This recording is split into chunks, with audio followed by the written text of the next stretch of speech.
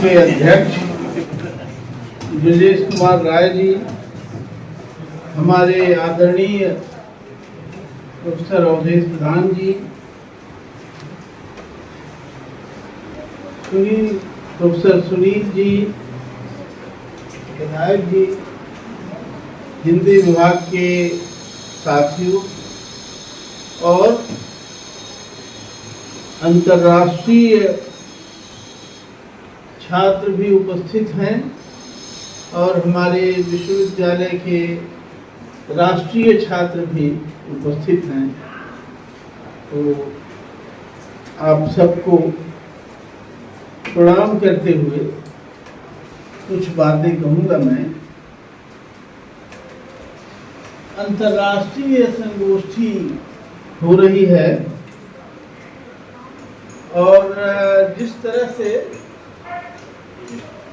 लोगों ने वक्तव्य दिया, 7-8 लोग बोल चुके हैं, तो मुझे अभी हाल ही में जो T20 प्रतियोगिता हुई थी, अंतर्राष्ट्रीय क्रिकेट मैच जिसमें भारत ने विजय प्राप्त की, उसकी याद आ रही थी। तो सीमित ओवर का मैच है, तो उसी में कुछ एक आध ओवर हम लोग चूंकि बाहर से आए हैं तो एक आध बाल ज़्यादा खेल लेंगे, इससे ज़्यादा नहीं करेंगे, है ना। बहुत सारी बातें हुई और नागार्जुन पर बोध गया में बात करना अपने आप में एक बहुत ही अर्थपूर्ण बात है। मैं पिछले 4-5 वर्षों से किसी न किसी बहाने से बोध गया आता रहता हूँ और बुद्ध की भूमि को प्रणाम करने आता हूँ मैं। अभी फिर हम लोग एक कार्यक्रम बना रहे हैं और जिसमें हम लोग अक्टूबर महीने में पूरे बौद्ध परिपथ की यात्रा करेंगे और उस यात्रा में हमारे साथ हिंदी के और दूसरी भाषाओं के भी 20-25 बड़े महत्वपूर्ण लेखक और लेखिकाएं होंगे। तो पहले दिन हम लोग यहीं रुकेंगे मगध विश्वविद्यालय में और सारनाथ से चल के हम आएंगे बोध गया, फिर राजगीर, नालंदा, पटना, वैशाली, कुशीनगर, कपिलवस्तु, लुम्बिनी, श्रावस्ती होते हुए कौशाम्बी से वापस सारनाथ जाएंगे। तो पहली गोष्ठी यहीं पर होगी मगध विश्वविद्यालय में। एक बात ये है कि ये बुद्ध की भूमि है और जरूर नागार्जुन यहाँ आए होंगे। कोई मैंने इस पर अध्ययन नहीं किया है, लेकिन एक लेखक, एक कवि अपने आरंभिक जीवन में एक धर्म से आकृष्ट होता है और आकृष्ट होकर के उस धर्म में दीक्षित होता है। फिर उस समय तमाम बड़े बड़े लोग थे, उनके साथ मिल करके बौद्ध विचार से जुड़ी बहुत सारी पोथियों का अनुवाद करता है। और एक चीज तो आप लोग जानते ही होंगे कि आजकल भारत को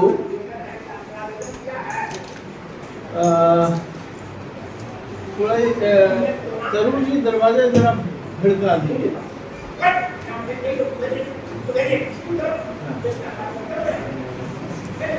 तो भारत को विश्व गुरु कहा जाता है और है भी, लेकिन कभी कभी हमको हमारे मन में एक बात आती है कि हमारा विश्व चेला कौन है, कौन देश है जो कहता है कि हम भारत के चेला हैं। सोच के अगली बार बताइएगा कि क्या कोई देश है जो कहता हो कि हम भारत के चेला हैं।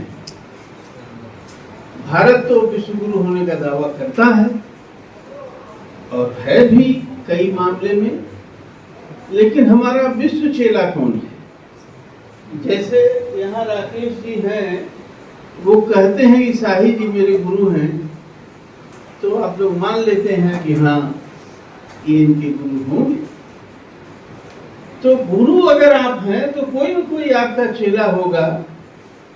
आप विचार कीजिएगा कि भारत का विश्व चेला कौन है? नेपाल है क्या? श्रीलंका है क्या? बांग्लादेश है क्या? इस पर विचार करिएगा, केवल ये प्रश्न मैं छोड़ रहा हूं। लेकिन अगर हम विश्व गुरु होने का दावा करते हैं तो उसके पीछे एक बात यह है कि बुद्ध यहाँ हुए और ये लोग जो आए हुए हैं और दुनिया जो आती है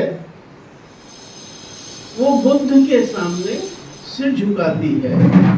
और आज हम एक ऐसे कवि के बारे में, जाहिर है बुद्ध 2600 वर्ष पहले हुए थे, 2500-2600 वर्ष पहले हुए थे, और एक कवि, आधुनिक हिंदी कविता का एक कवि, आधुनिक हिंदी कविता का एक कवि आधुनिक काल में बौद्ध धर्म स्वीकार कर,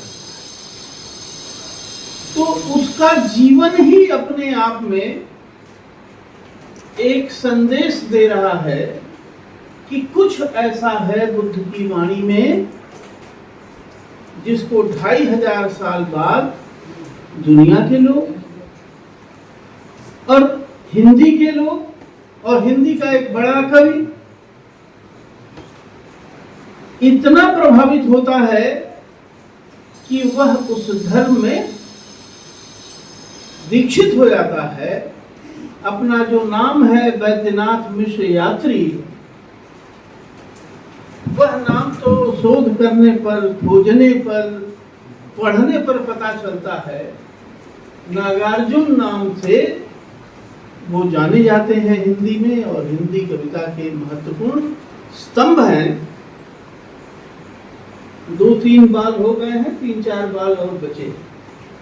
हमारे 6 ओवर का होता है ना, 6 बाल का 1 ओवर होता है। तो फ्री हिट भी ले सकते हैं, बीच में वाइट वगैरह भी मिलते रहता है सर। एक बार जो व्यंग की चर्चा की सुनील जी ने, और निश्चित रूप से व्यंग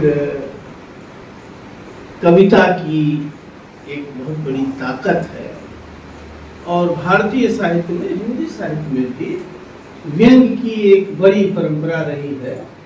कबीर जो एक तरह से हिंदी कविता के पुरस्कर्ता हैं, कबीर के यहाँ व्यंग की जो छटा हमको दिखाई पड़ती है, आगे चल कर के उसके दर्शन हमको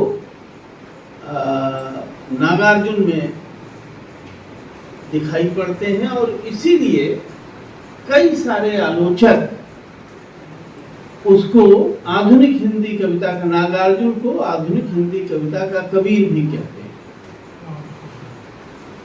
तो व्यंग एक बड़ी ताकत है नागार्जुन की कविता की।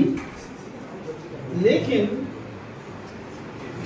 हम संक्षेप में ये आपको के सामने ये बात रखना चाहता हूं कि वो कौन सी चीज है भाई। जन कवि जिस दौर में नागार्जुन लिख रहे थे, जिस समय प्रगतिशील लेखक आंदोलन चल रहा था, जनवादी उभार था, इस धारा की कविता लिखने वाले बहुत सारे कवि थे। उन बहुत सारे कवियों में हमारा ध्यान क्यों नागार्जुन पर टिकता है जन कवि के रूप में? वह कौन सी चीज है जो नागार्जुन की कविता को इतना मूल्यवान बनाती है कि हम, बताया सुनील जी ने कि उनकी मृत्यु के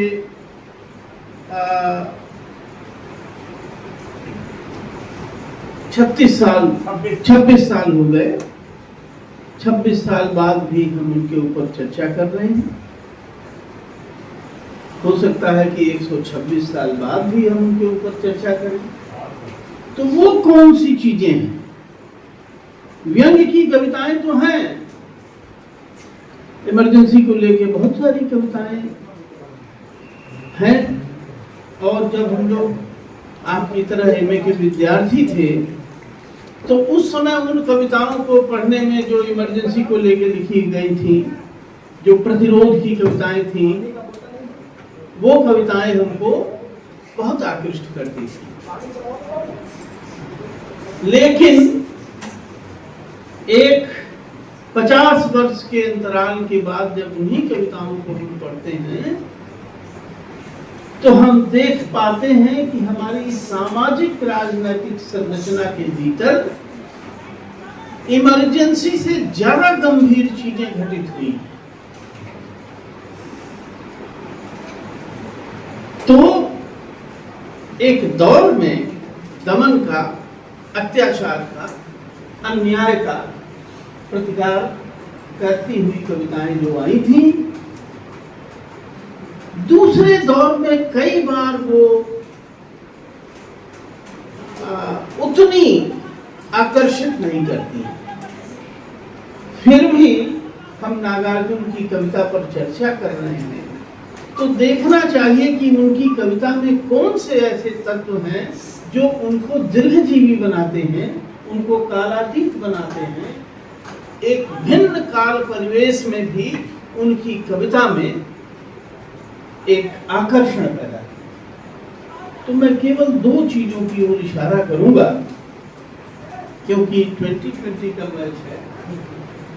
तो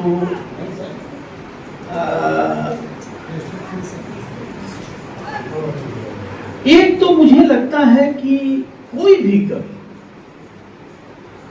वो प्रतिरोध का कवि है, जन कवि है, लोक कवि है, मानवीय संवेदना का गायक होता है कवि, और मानवीय संवेदना का गान उसने कितनी गहनता और सघनता से की है, इस बात पर तय होता है कि यह कवि कितनी दूर तक चलेगा। मैं एक छोटी सी कविता की ओर आपका ध्यान आकृष्ट कर रहा हूं। एक कविता है लालू साहू, कम लोगों ने पढ़ी होगी, नहीं ध्यान गया होगा। वो लालू साहू नाम का एक व्यक्ति है, 63 वर्ष उसकी उम्र है। 60 वर्ष की उम्र में उसकी पत्नी की मृत्यु हो गई है, पत्नी की चिता जलाई जा रही है और अचानक लालू साहू उस जलती हुई चिता में कूद पड़ता है। वह कूद पड़ता है और लोग पकड़ते हैं कि उसको जलने से बचा लिया जाए, खींच भी लेते हैं, चिता से उतार लेते हैं। लेकिन उतनी धधकती हुई चिता में वो थोड़ी ही देर में इतना जल जाता है कि उसे बचाया नहीं जा पाता है और फिर लोग उसको उसी चिता पर डाल देते हैं। इस बीच पुलिस आती है, और पुलिस जो है लालू साहू के अस्थि अवशेष जो भी हैं वो जब्त कर लेती है। और ये अब कभी कल्पना करता है कि इस लालू साहू पर आत्महत्या भी एक अपराध है और उस अपराध के तहत सरकार एक FIR दायर करेगी और मुकदमा उसके ऊपर चलाया जाएगा। ये कविता की कहानी है। पूरी कविता मैंने आपको नहीं सुनाई। अंतिम पंक्ति है कि पुलिस वालों ने लालू के अवशेषों को अपने कब्जे में ले लिया। इस प्रकार एक पति उस रोज सती हो गया। इस प्रकार एक पति उस रोज सती हो गया और अब दिवंगत पति के नाम पुलिस वाले केस चलाएंगे। क्या इस हमदर्द कवि को तथाकथित अभियुक्त के पक्ष में भावात्मक साक्ष्य देना होगा बाहर जाकर? इस पंक्ति पर ध्यान दीजिए। नागार्जुन कहते हैं, यह कवि कहता है, एक तो यह कविता अपने आप में बिना किसी चर्चा के, बिना कोई शोर किए, जिस देश में सती प्रथा की एक लंबी परंपरा रही है और कई बार स्त्रियां जो सती नहीं भी बनना चाहती थी उनको जबरदस्ती चिता में ढकेल देने की परंपरा रही हो जिस देश में। और आप सब जानते हैं कि कब सती प्रथा उन्मूलन का कानून बना और कब से, लेकिन उस कानून के बनने के बावजूद अगर कोई स्त्री सती होती है तो उसको महिमा मंडित करने की एक परंपरा जिस देश में मौजूद है आज भी।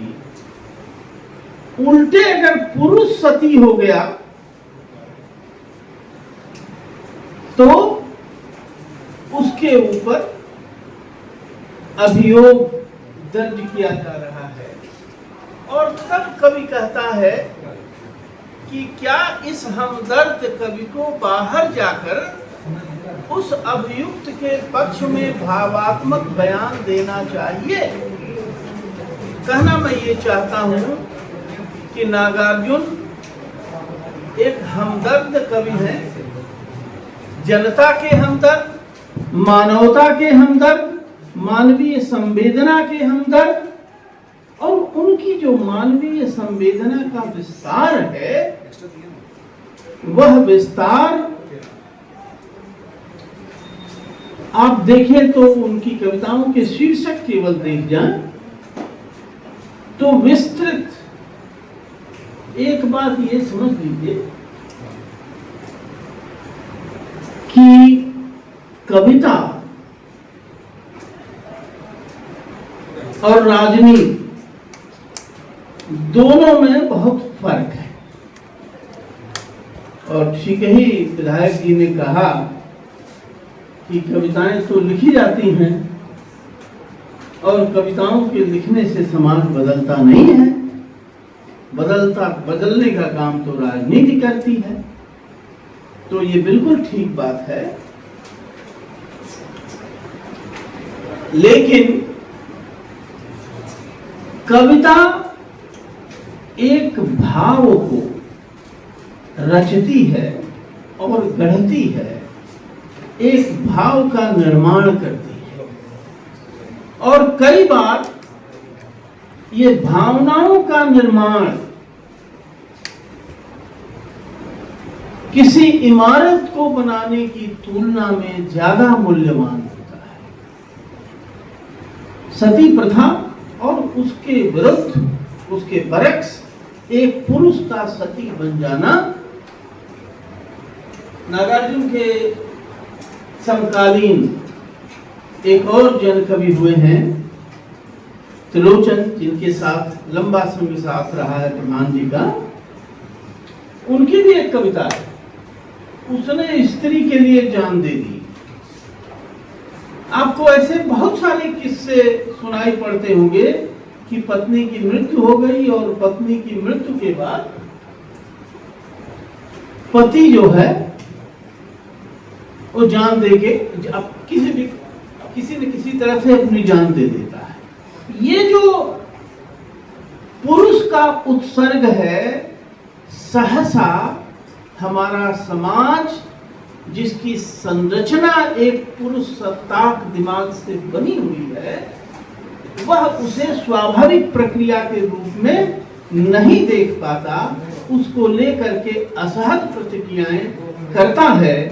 जबकि नागार्जुन और त्रिलोचन जैसे कवि और कवियों के यहाँ भी उदाहरण मिलेंगे कि ऐसे पति जिन्होंने पूरी परंपरा को थता बताते हुए स्त्री के लिए अपनी जान दी या स्त्री के साथ सती हुआ या सती होने की कोशिश किया, तो यह एक खास तरह के भाव की निर्मित करता हुआ कवि है। और मैं समझता हूं कि जो हमारी मनुष्यता है वह किन बातों से सुरक्षित होती है। जो मनुष्यता के गुण हैं, जो सद्भाव है, जिसकी शिक्षा बुद्ध ने दी, प्रेम है, मैत्री है, संवाद है, करुणा है, ये सारी जो मानवीय विशेषताएं, भावात्मक रूप से जो समृद्ध समाज होता है, वह समाज ही एक बेहतर समाज होता है, बेहतर इंसानों का समाज होता है। तो कविता यह काम तो करती ही है। मैं कह ये रहा था कि जो नागार्जुन की संवेदना है उसका दायरा बहुत व्यापक है। उस दायरे में प्रकृति आती है। नीम की 2 डाली दिखाई पड़ रही है जेल की काल कोठरी से, और दिखाई देती हुई नीम की 2 डालियां एक कैद में बंद, काल की कोठरी में बंद एक कवि को कितनी राहत दे रही है। मुर्गे की बाग सुनाई दे रही है। कभी मुर्गा 2:30 बजे बोल दे रहा है, कभी मुर्गा 3 बजे बोल दे रहा है, कभी मुर्गा 4 बजे बोल दे रहा है। और उस मुर्गे के बाग देने में कवि को जीवन का एक स्पंदन, एक स्पर्श सुनाई पड़ रहा है। और आप वो कविता पढ़ेंगे तो पाएंगे कि जो मुर्गे के अपने जीवन का एक रसात्मक व्यापार है, कवि उसकी भी चर्चा कर रहा है। तो जो मानवीयतर प्राणी उनकी चर्चा किसी आजकल जिस राजनीति से हम लोगों का साबका पड़ रहा है, उसमें मैं इतना जबरदस्त रूप से केंद्रीय होकर के खड़ा हुआ है। कबीरदास ने जिस मैं की आलोचना की कि जब हरि था, जब मैं था तब हरि नहीं, अब हरि हैं, मैं ना। तो हरि तो पता नहीं कहाँ चले गए हैं। राजनीति और समाज के केंद्र में मैं इतने घनघोर रूप में खड़ा हो गया है, आदमी को लगता है कि ये पूरी की पूरी पृथ्वी हमारे नाम पट्टा लिखा दी गई है और इस पर से हम वनस्पतियों को, जीवों को, जंतुओं को, लोगों को, जो भी हमसे अलग है, हमसे भिन्न है, उससे हम पृथ्वी को खाली कर देंगे। इस तरह से मैं क्रूर और भयानक होता चला गया है। उस समय में एक कवि, उसको नीम की डालियां भी आकृष्ट करती हैं, उसको मुर्गे की बाग भी आकृष्ट करती है।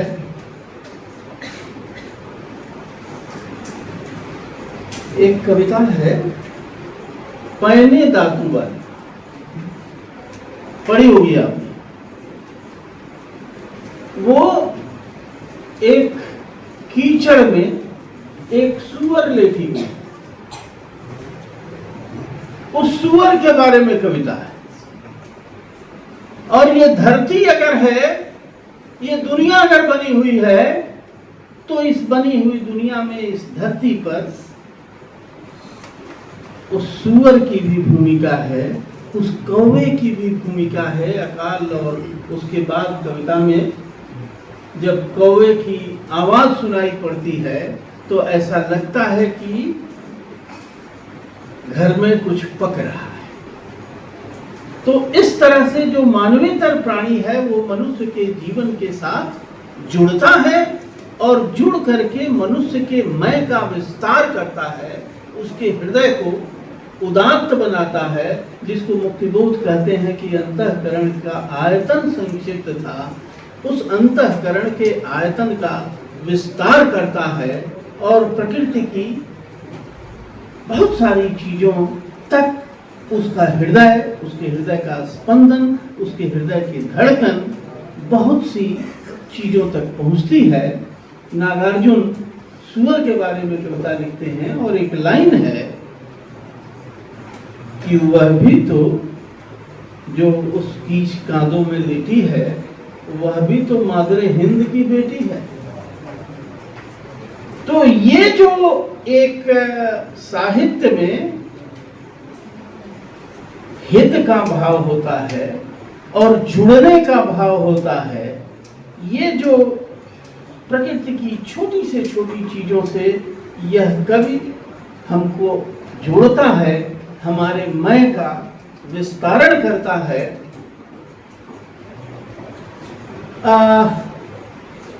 और ये सारी चीजें होती कैसे हैं?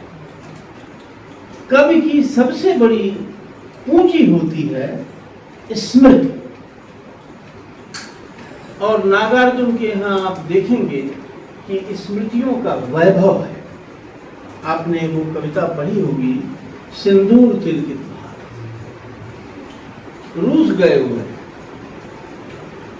और वहां बैठे बैठे पत्नी की याद आती है। याद आता है तुम्हारा सिंदूर तिलकित भाल, वह तरौनी गांव, वो ताल मखान, और तमाम विवरण है, कविता आप पढ़ लीजिएगा। क्या क्या याद करते हैं? आजकल देशभक्ति पर बहुत लेक्चर होता है, लेकिन अगर पूछ दीजिए कि देशभक्ति क्या है तो पसीने छूट जाते हैं। दो शब्द के बाद तीसरा शब्द नहीं बोल पाएंगे कि देशभक्ति क्या है।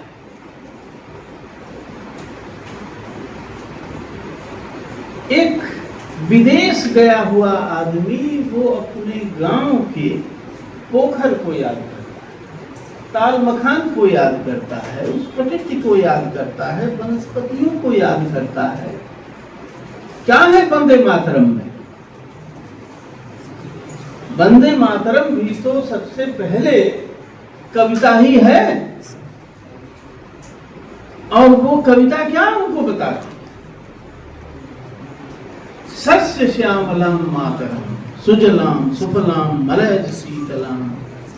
तो अपने देश की नदियां जो हैं, वनस्पतियां जो हैं, सस्य श्यामला, जो अच्छा हजारों नदियों में जो बहता हुआ जल है, जो हजारों तरह के वृक्षों में लगने वाले फल हैं, वह सब, उसके साथ जो हमारा प्रेम है, हमारा लगाव है, वही देश प्रेम है। कोई नारा लगा देने से और किसी का जयकारा लगा देने से आप देश प्रेमी नहीं हो जाते। तो नागार्जुन की स्मृति जिस तरह से अपने देश और गांव के परिवेश की छोटी से छोटी चीजों के लिए उनका दिल धड़क रहा है, वह सच्चा देश प्रेम है। और मैं केवल उदाहरण दे रहा था कि किस तरह से स्मृति कविता को रचने में और कविता को संपन्न बनाने में, समृद्ध बनाने में, कालजयी बनाने में स्मृति की भूमिका होती है। ऐसी और भी तमाम स्मृति गर्भी कविताएं आपको नागार्जुन के यहाँ मिलेंगी। एक आखिरी कविता की चर्चा करते हुए, और हम स्वयं प्रोफेसर अवधेश प्रधान के वक्तृता के कायल हैं और हम उनको सुनना चाहते हैं। ये जो धरती के साथ, ये जो दुनिया है, दुनिया के साथ हमारा जो मनुष्य का जो रिश्ता है, वो हमारी ज्ञानेंद्रियों से बनता है। और ज्ञानेंद्रियों के जो इंद्रियों के अलग अलग विषय हैं, उन विषयों के साथ हमारा जो तादात्म्य, और आप ध्यान से पढ़िएगा तो कोई एक कवि होगा जिस कवि के यहाँ ध्वनियां बड़ी सुंदर सुंदर आएंगी। पढ़िए सुमित्रानंद पंत को, तो बहुत सारी ध्वनियों के कवि। नागार्जुन को देखता हूं मैं तो रूप, रस, गंध, ध्वनि, स्पर्श सब आ रहा है उनकी कविता। भुट्टे भुने जा रहे हैं और भुने जाते हुए भुट्टे से जो एक गंध निकल रही है, और वो ऐसी गंध है जिसको महसूस करने के लिए कोई अलग से योग्यता की जरूरत नहीं है। यूनिवर्सिटी में पढ़ाने वाला प्रोफेसर हो और चाहे इस कमरे का दरवाजा खोलने वाला चपरासी हो या सड़क पर ठेला लगाने वाला कोई आदमी हो, भुने जाते हुए मक्के के भुट्टे से उठने वाली जो गंध है, वह गंध सबको एक तरह से आकृष्ट करती है। तो रूप, रस, गंध, ये पांचों इंद्रियों के कवि हैं नागार्जुन, और वो चीजें उनकी कविता को कालजयी और महत्वपूर्ण और सार्वकालिक बनाती हैं। ये सब कहते हुए मैं उनकी व्यंग्य कविताओं को कमतर नहीं कर रहा, लेकिन सिर्फ ये कहना चाहता हूं कि सिर्फ व्यंग्य एक ऐसी चीज नहीं है जो किसी कवि को कालजयी बना दे। उसके साथ ये जो स्मृति गर्भिता है, वो कबीर के यहाँ भी दिखाई पड़ती है, वो परसाई के यहाँ भी दिखाई पड़ती है, वो हमको नागार्जुन के यहाँ भी दिखाई पड़ती है। एक आखिरी बात, आखिरी कविता की चर्चा करके मैं अपनी बात खत्म करूंगा। एक कविता है उनकी, उनको प्रणाम।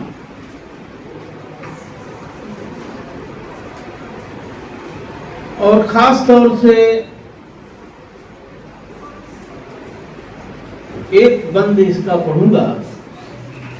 जो नहीं हो सके पूर्ण काम, मैं उनको करता हूं प्रणाम। कुछ कुंठित और कुछ लक्ष्य भ्रष्ट, जिनके अभिमंत्रित तीर हुए रण की समाप्ति के पहले ही, जो वीर रिक्त तूणीर हुए उनको प्रणाम।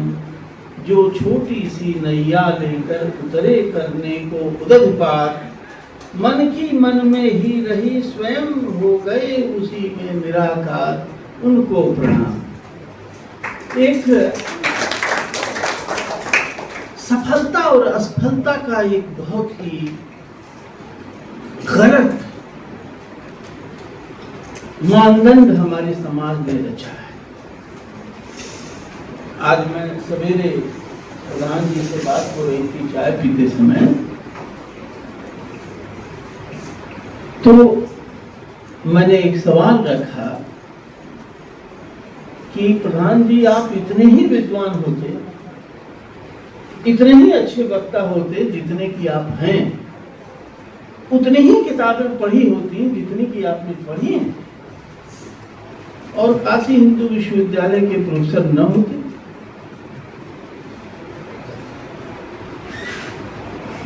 तो क्या आपको वही सम्मान मिलता जो आज मिल रहा है? एक ऐसी संस्कृति पैदा हुई है जिस संस्कृति ने मनुष्य के मूल्य को वस्तुओं से, तनख्वाह से, पद से, किस गाड़ी से उतरा है, उस गाड़ी से मनुष्य को की कीमत आंकी जा रही है। और भक्ति कविता ने एक बहुत बड़ा बल हमको दिया था। सवारों पर मानुषात अबार की छूना है, मनुष्य से बड़ा कुछ नहीं है। उपनिषदों में भी मनुष्य की महिमा का गान किया है। मनुष्य बनने की, मनुष्य होने की प्रेरणा हमारे वैदिक साहित्य से लेकर के आज तक का साहित्य देता रहा है। और आज ऐसा हो रहा, आप अखबार पढ़िए तो पता चला कि कोई लड़का जो है आईआईटी की परीक्षा देने गया और रिजल्ट नहीं आया तो उसने सुसाइड कर लिया। कोई नौकरी का इम्तिहान दिया और सिलेक्शन नहीं हुआ तो सुसाइड कर लिया। और अगर नहीं किया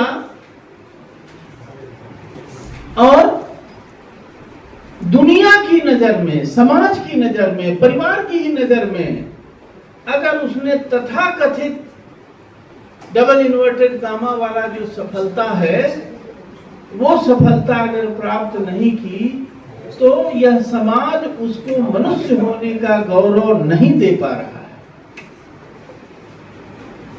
है। ऐसे लोगों को भी कभी ही गौरव देता है और कभी ही उनकी विफलता के ऊपर हाथ रखता है।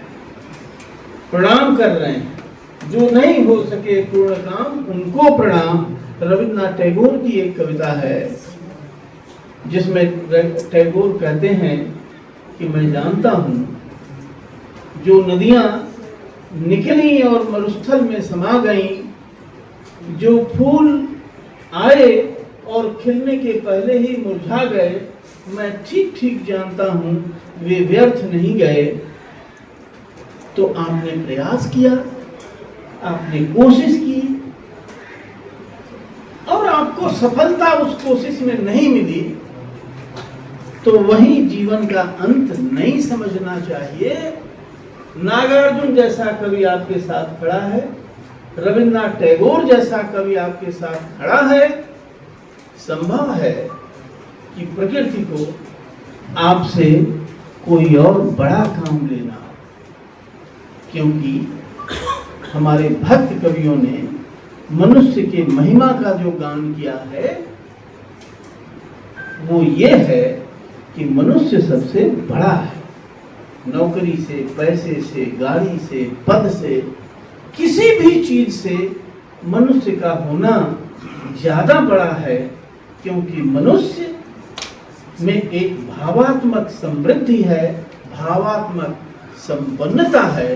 नागार्जुन ऐसे कवि हैं जो मनुष्य की भावात्मक समृद्धि का, उसकी संवेदना की विविधता का, उसके अंतःकरण के आयतन का विस्तार करने वाले, उसका उत्खनन करने वाले कवि हैं।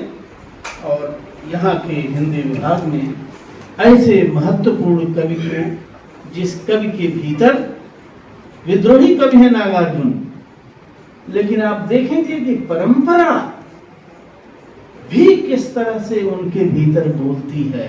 कालिदास सच बदलाना, तो उसमें कालिदास भी हैं, उसमें यक्ष भी आ रहा है। तो ऐसे कवि को याद करने का, उसके बारे में अपनी कुछ विचार रखने का अवसर इस विभाग ने दिया। इसके लिए विभाग के प्रति, विभाग के अध्यक्ष के प्रति कृतज्ञता ज्ञापित करता हूं। और आप सबने गौर से सुना, इसके लिए आप सबके प्रति भी कृतज्ञता ज्ञापित करता हूं। धन्यवाद।